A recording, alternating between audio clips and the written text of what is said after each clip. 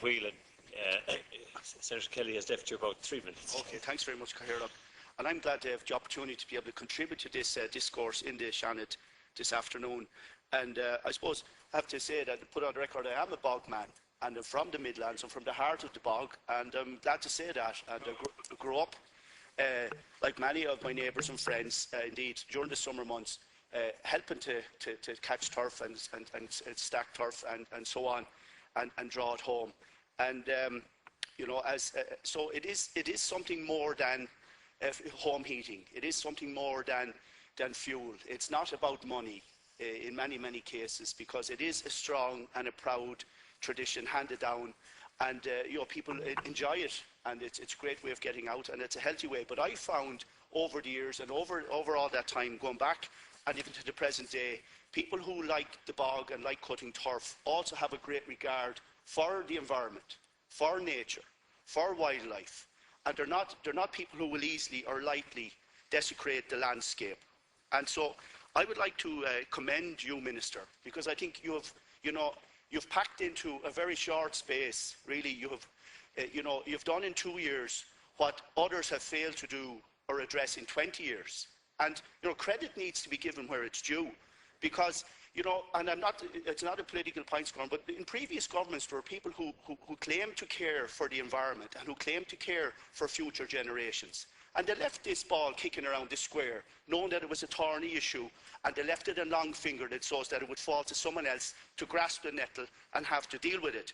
But we can't be going around blaming the EU and Europe on everything, with no disrespect. We don't mind putting our hand out for the direct payments, for the REP schemes, for the regional infrastructural funding, like economic and financial transfers to this country running to billions.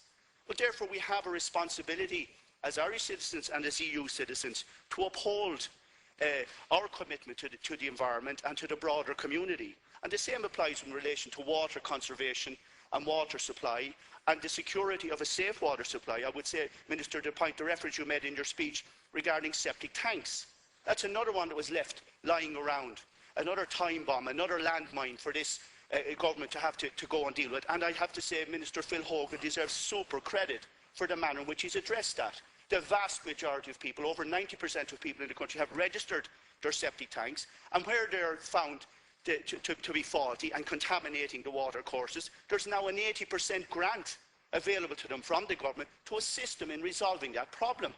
While others in the Dáil were screaming blue murder, saying there was going to be consternation and Armageddon, that this couldn't be done.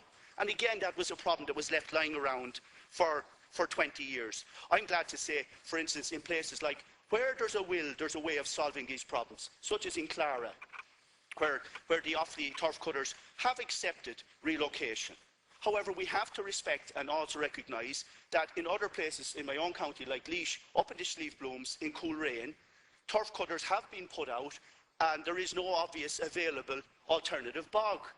And they're not inclined to go for the financial compensation package, although I have to honestly say and put on the record, I believe that the compensation package is extremely fair and generous. But it's not always about money, and as I say, people do prize their traditional Turberry rights. But as you have also put on the record, Minister, it's important that it needs to be reiterated that people are not foregoing their land, they're not foregoing the ownership. And it's important to note that. And just on the final point, Cathaoirleach, I'd like to say that I did attend a meeting of the turf cutters prior to the last general election in February of 2011 in the Breach House in Tullamore. And I have to say there was people there who would not be satisfied or happy with no matter what you offered them. And John Kelly is right. We must make sure no man loses his livelihood unfairly after investing tens of thousands in expensive machinery. However, there was people there that night jeering and sneering and suggesting that national parks and wildlife rangers should be thrown into bog holes. One person suggested to rousing cheers that the staff should be shot. And in fact, some of them are egged on by candidates contesting that general election at that meeting. And that kind of conduct and that kind of language is not acceptable. And people should step away from that and not support that kind of blackguarding, because there is a reasonable solution for everyone if everyone was minded to find one. And I commend you in your work, Minister, and ask you to keep with it. Thank you. Thank you, Senator Whelan. Now